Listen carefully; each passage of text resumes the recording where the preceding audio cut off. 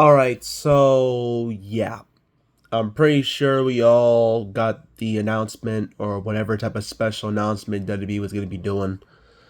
And I don't want to just make this a WWE video because I know if I just make this about WWE, it's mostly going to get boring. So I'll talk about AEW as well since I have my own problems with that company as well. But it's mainly only with really a few things.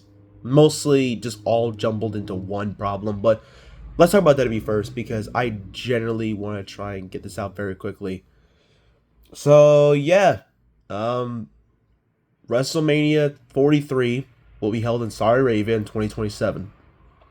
Now, when I say this, this is no diss to the people that are in Saudi Arabia, like the fans that are always there for like these shows like Super Showdown, Crown Jewel, and even other shows they got like Elimination Chamber, like King of the Ring, and Night of Champions. It's not against them. It's against the government that I'm talking about.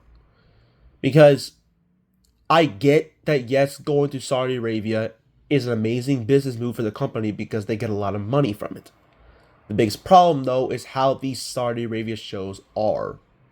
Because even though we've had some enjoyable shows like Crown Jewel 2021, 2022, I'll say those were pretty solid to good shows. We've also had disastrous shows like Crown Jewel 2018, which is my least favorite pay-per-view of all time. And yes, as someone who has watched wrestling for over 18 years, for that to be their least favorite show should be telling you something. But we also got shows like Super Showdown 2019, Crown Jewel 2019, Super Showdown 2020. I'm not going to really say Greatest Royal Rumble because I thought Greatest Royal Rumble was okay. But overall, with shows like those and the fact that they brought in legends for those shows, and obviously legends that were not in their prime and were completely out of shape and had no business being back in a wrestling ring, it led to shows that have gotten scathing reviews and shows that people want to forget. So WrestleMania getting a show in Saudi Arabia is one of the biggest type of things that fans did not want to see on their bingo card. Because obviously, when they want to talk about the first ever WrestleMania that will be outside of the United States or in Canada, they would think of shows and countries like London or France. Because those two countries, to me, deserve it a lot more than Saudi Arabia at this point. But no, we got it for Saudi Arabia. And I'm not going to continue to try and rant about it all the way until 2027 because if I do it, it's just going to get boring and boring. And I'm just going to be like having this whole topic that's not going to stop. I'm not going to do that. I'm just going to say what I have to say about that and I'll move on. Because now I want to talk about AEW.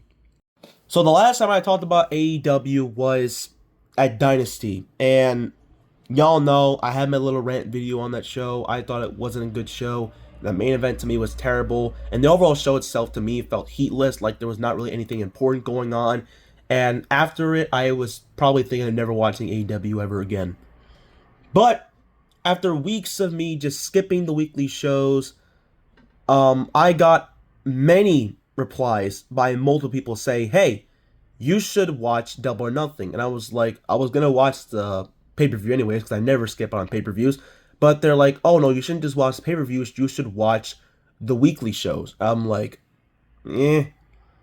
Because I was like, I never really full out enjoyed most of the weekly product for AEW, Dynamite and Collision. I don't watch Collision at all. I haven't really watched Collision or been enjoying Collision in like 2 years of them being a thing. So I was just mostly like, what's the reason for me enjoying it?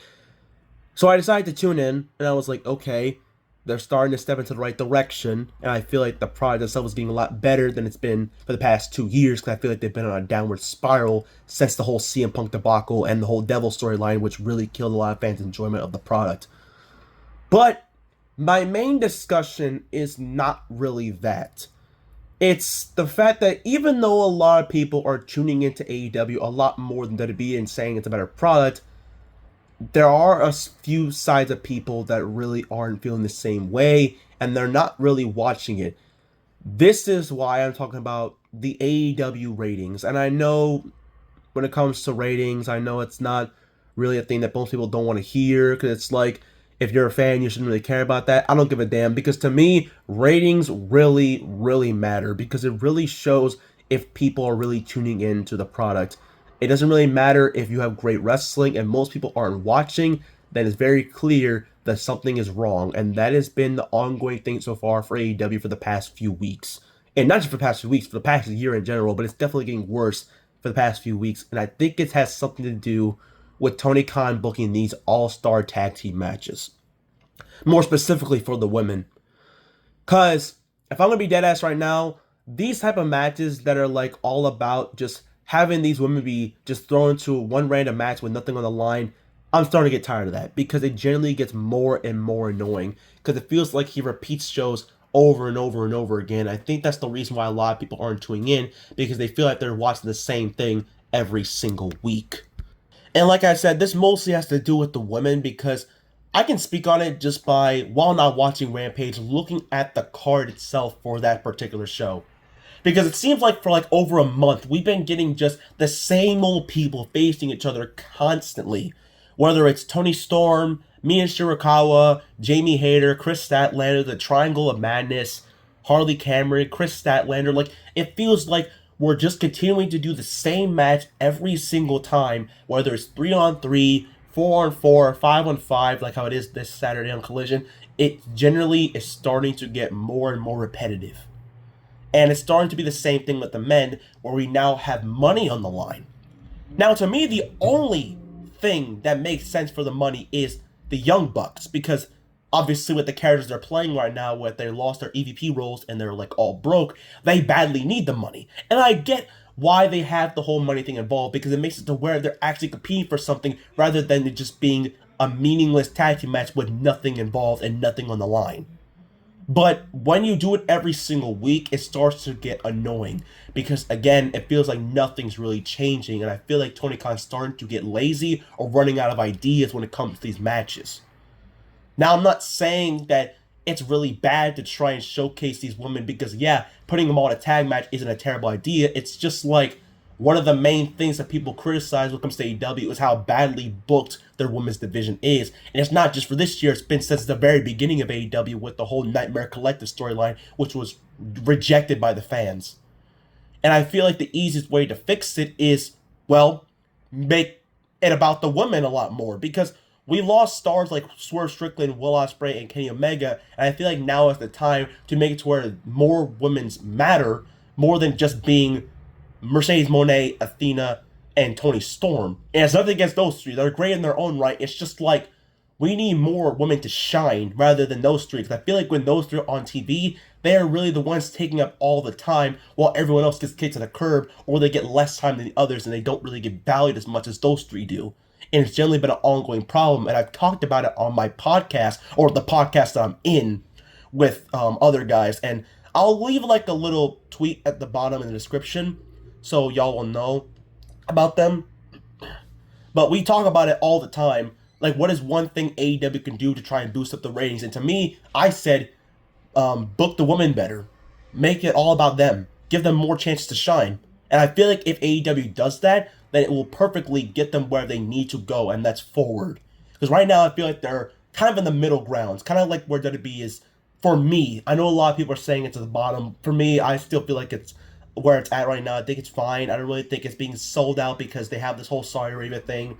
But I really feel like both companies themselves have their own set of problems that they can do better. And I feel like the easiest way to do it is, honestly, get rid of the Saudi Arabia deal.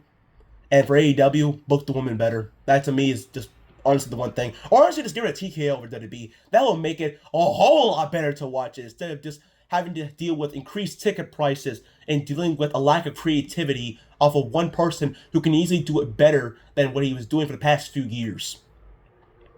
But yeah, that's all I gotta say, man. Like I said, it is not really just like a whole-on problem for me when it comes to wrestling because I still enjoy wrestling overall.